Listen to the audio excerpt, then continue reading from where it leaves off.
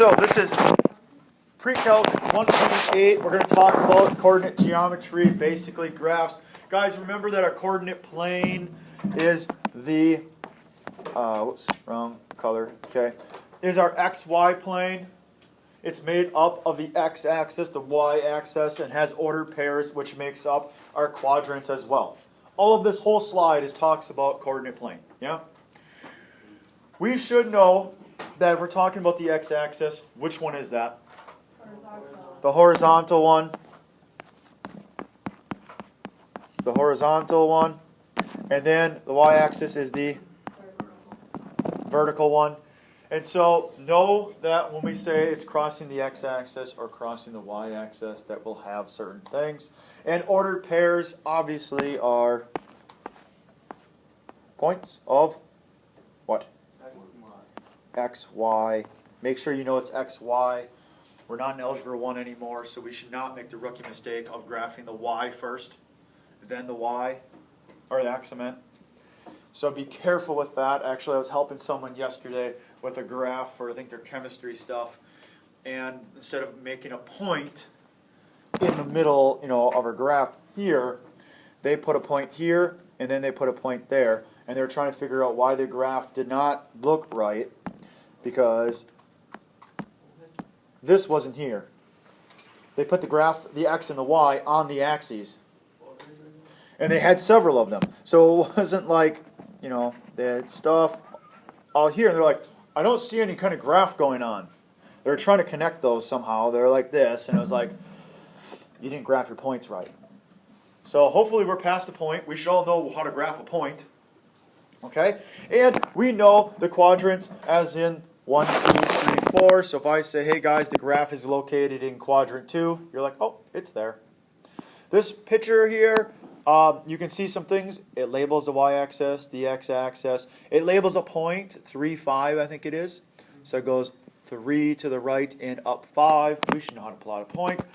And yes, our quadrants, remember, form a big C in that order. And I think you can also remember it as the sun rises in the east and sets in the west. So it rotates in this direction, yes?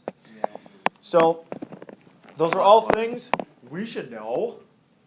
Nothing going to be flashy there. Nothing that's going to throw us for a loop. We good to go.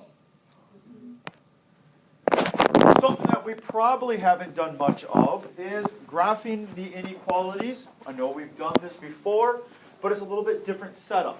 Yes, they're a little bit smaller. If I make it any larger, I think I'll start losing it off the screen. I could try. And so the way it's kind of set up is they're saying that the quantity or the point xy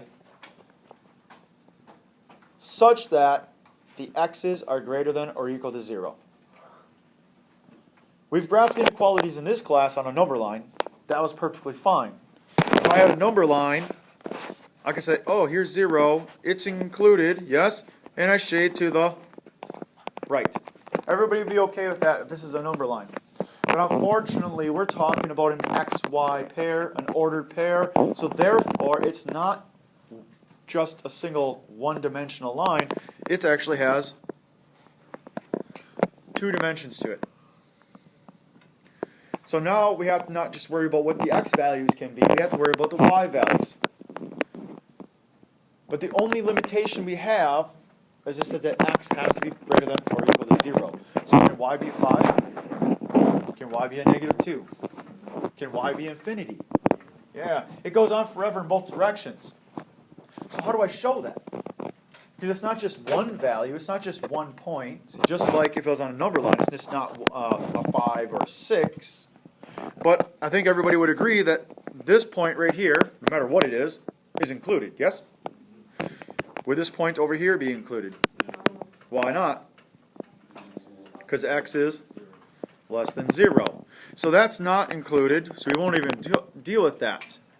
So we're talking about any value now that's on this side. That's the only other thing I have to worry about to make this graph.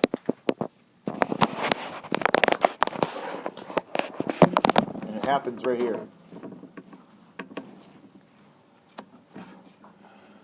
The question is, where does it start and stop? starts and stops at x equal 0. Is that a solid or dotted line? How do we know? Because if it's equal to, it's solid. If it's dotted, it's not equal to. So technically, I should have a vertical line at x equals 0, and like we have it in red there, I'll just make it in purple so we can see it, shaded to the right. So it's everything all the way up to x equals 0, including it, but not past it. Does everybody kind of see the region? The next one, they're messing with you now. They're messing with you with the fact that they're saying, hey, a set of points such that thing is that line such that y is equal to 1. They're messing with you on this one because y equals 1. What is that? It's a horizontal line at 1. And is it equal to or not equal to? So therefore it's solid. There is no shaded region. Anything that's on that line of y equal 1, doesn't matter x, but y is always 1. Works.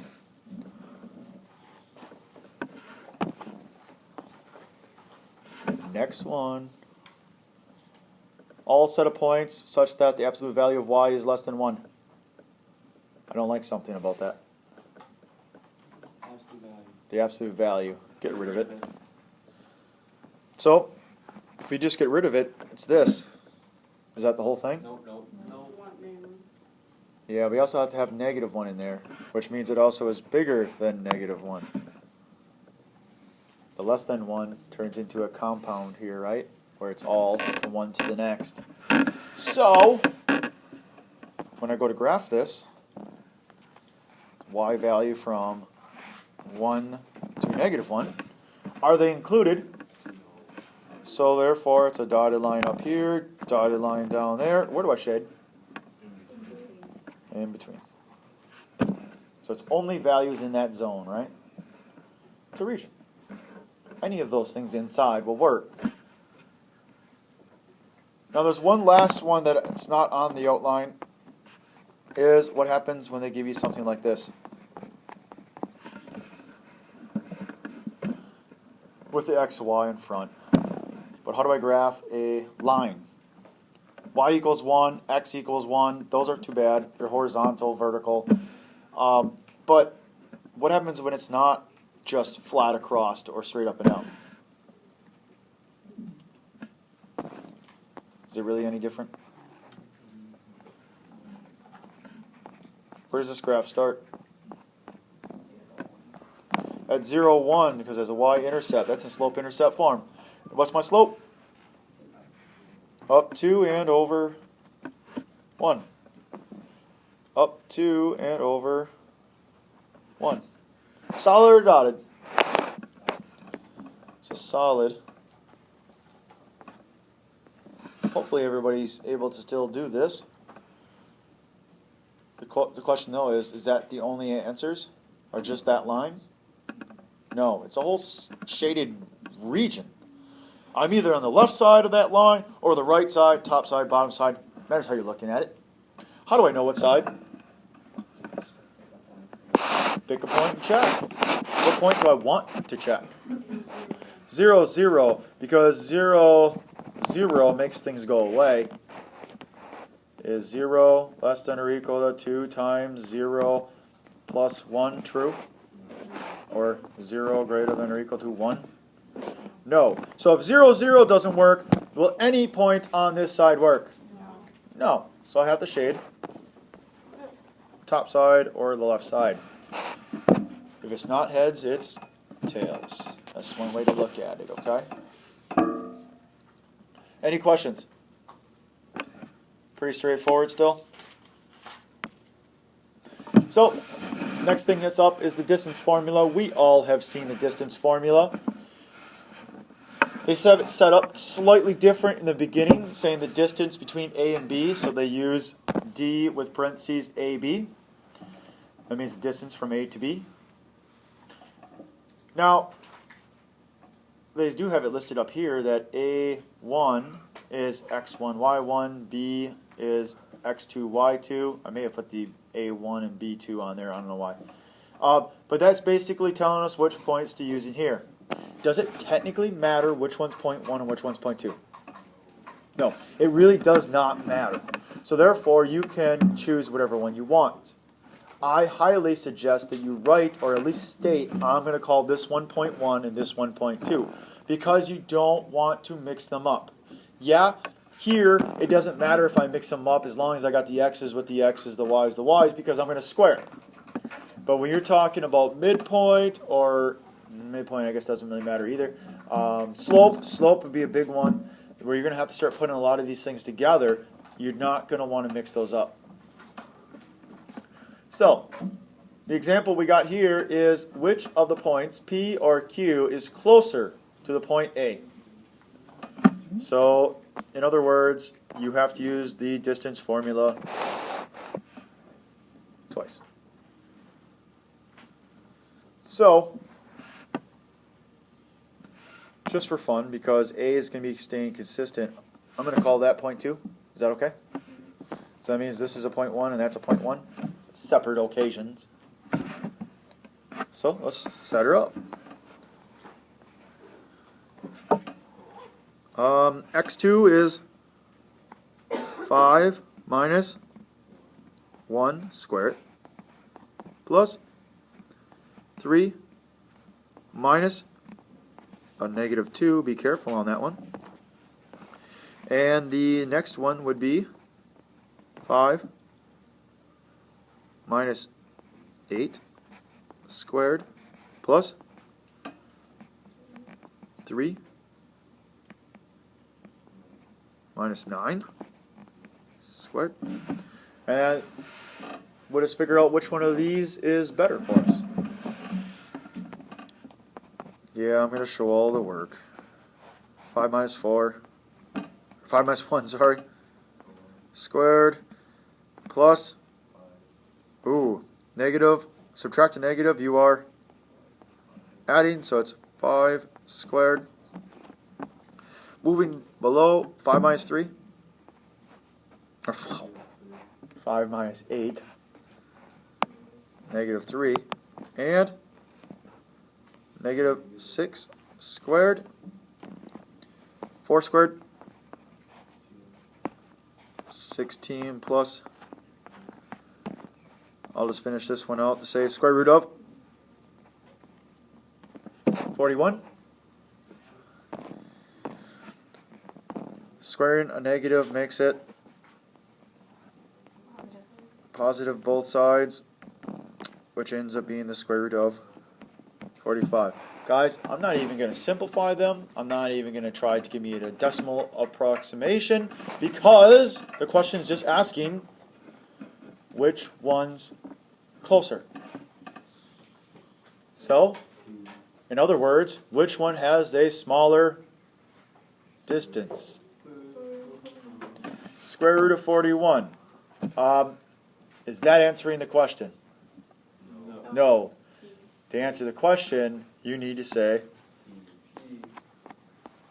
point P. Square root of 41 is the distance, but it's saying which point is closer, and it would be point P. The next thing we'll talk about is the midpoint formula. Midpoint formula is just another words for taking the average of the points. Add up the x's, divide by 2. Add up the y's, divide by 2. You're finding the average. So we need to figure out that we have a quadrilateral with certain corners. Is it a parallelogram? By proving that the diagonals bisect each other. To bisect means cut each other in half. But it's in the midpoint section, so that means they should probably also meet at the exact same place. Interesting. So, do you guys even know that even looks like a quadrilateral? And it says something about diagonals, right? So which one's opposite each other? Is it P and Q, or is it Q and S, or Q and R? Which one is it? Do you know? So yes, draw it out.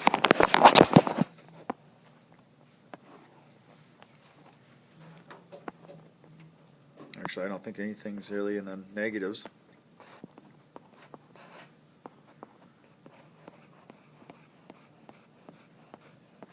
Uh-oh, we're going to run out of room. So 1, 2, I'm going to pause it for this. So, we now have it graphed.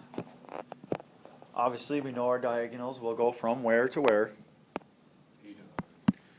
P to R, and from S to Q.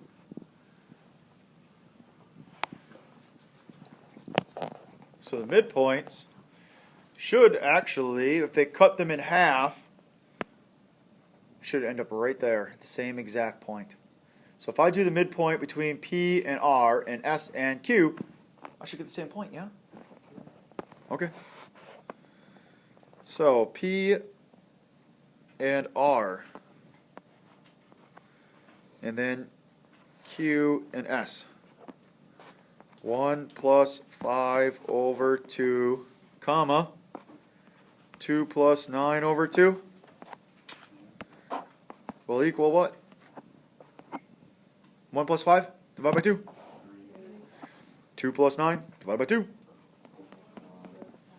11 over 2, or 5.5. Next ones. 4 plus 2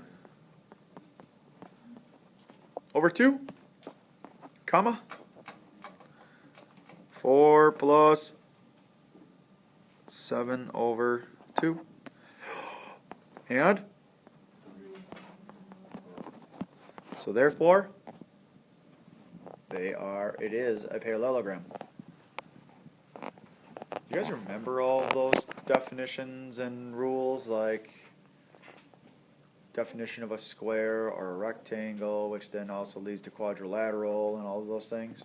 I want to say maybe lesson 10, maybe it was lesson 10 in geotrig. It was a long time ago. It's probably well before, right about this time last year for you guys, if not maybe earlier. Now, let's just kind of get back in the habit of things. Graph that. 2x minus y equals 3. What form, what is this, and what is it in?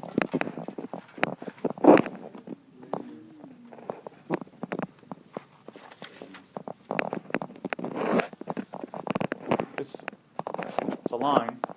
What form? It's not slope-intercept form. Not point-slope form. Standard form. Standard form, x and y are on the same side. Now, if I wanted to graph it, I could switch it to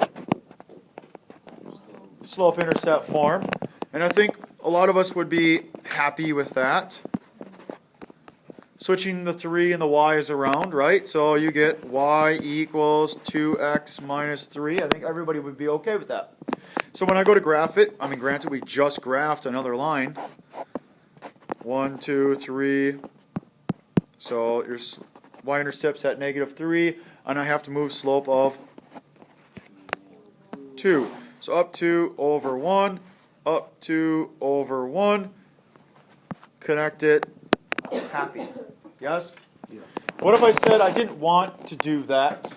What if I said there was another way to graph it because it was already in standard form? Let's go back to that standard form. I know some of you guys have had me before in class, and we've graphed this before. And I would have said, let's go to the eye doctor. And you will use what method then? Kevin, please share. Cover up. Cover up. That's it. Cover up method, guys, finds the x and y intercepts. You can find easily the x and y intercepts by plugging 0 in for x and solve for y, y-intercept. plugging in a 0 for y and solving for x, the x-intercept. The reason I call it cover up, it's a little bit harder to do on the screen here, is the fact that at first I'm going to plug a 0 in for x, and 2 times 0 is, so I'm going to cover it up. Just solve the equation that remains. A negative y equals 3, or y has to equal negative 3. Put a 0 in for y. 2x equals 3, or x equals 3 halves. I'm going to change right on the same graph. Hey, look at that. Same 0, negative 3 point, and this time it's here, which would probably be a little bit more in line with the rest of the points, yes? So the problem, both of them give us the same graph. Both work out fine, but that way I didn't have to switch it to slope-intercept form. Another reason that I get a little scared of slope-intercept form is that sometimes our points don't follow a straight line when you're going multiple times using slope. It starts to get off a little bit. But when I have my concrete anchor points as my x and y intercepts, I usually don't make a mistake. And that's kind of nice. Okay, guys. We need to graph this now. This is a what? It's a parabola. If you really don't remember what things are and you're asked to graph them, you probably should default to making a t-chart and just make a table, plug the values in. We know something about parabolas. First of all, parabolas are U-shaped, right? They open up or they open down. Sometimes they're really broad, right? Or sometimes they're really narrow, right? So all those different options. But what are they? And you really don't know until you start to dig into the equation a little bit. But we do know that there's something very consistent about parabolas. You can find the middle of the graph. The middle of the graph tells you where the vertex will be, the maximum or minimum point. What is the equation for that thing? You guys remember? X equals opposite of b over 2a. If I use that, guys, I will know where the vertex will lie on, what x value. Therefore, I'll know the middle of the graph. The reason is the line of the vertex here, this x equals negative b over 2a, is the line of symmetry. These have symmetry, which means one half looks exactly like the other half. You only have to do half the work. You like that? What's b value in this equation? What's b? There is no b. B is attached to x. There's no x's. That means it was 0 times x. 0. And the opposite of 0 is 0. But a is 1. So 0 divided by 2? 0. The middle of this graph is at 0. I'll put that in the middle of my t-chart. And then I just pick values that are nice around it, like 1, 2, negative 1, and negative 2. And the cool thing is, guys, if I choose values that are equal distance away from that center, I only have to do half of it. The other half is going to follow along. If I put 0, 0 squared minus 2, negative 2. 1 squared minus 2, 2 squared minus 2, 2. And on the flip side, without even having to do any work, I should know that negative 1 and negative 2 will follow 1 and 2 because they're equal distance away from 0 in both directions. All you have to do is plot it.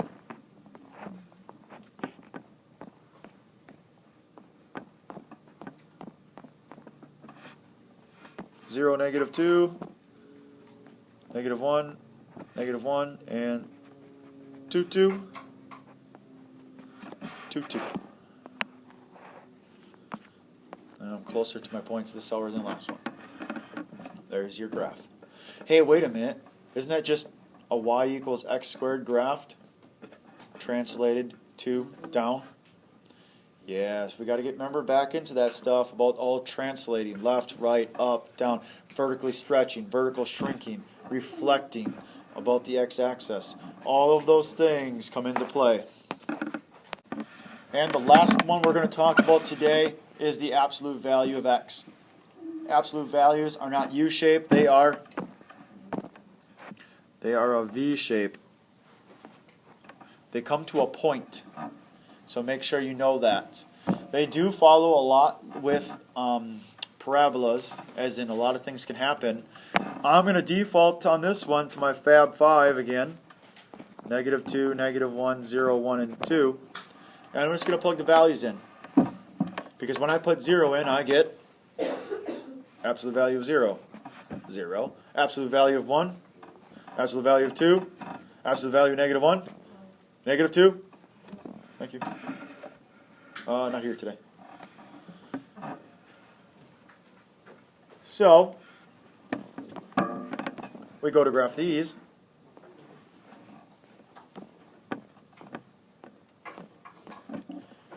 Zero, 0, 1, 1, -1, 1, -2, 2, and 2, 2. Ka-choo. And boom. You have an absolute value graph. Homework on 1.8 is page 100, 1 through 34, every 3. Have a fantastic day.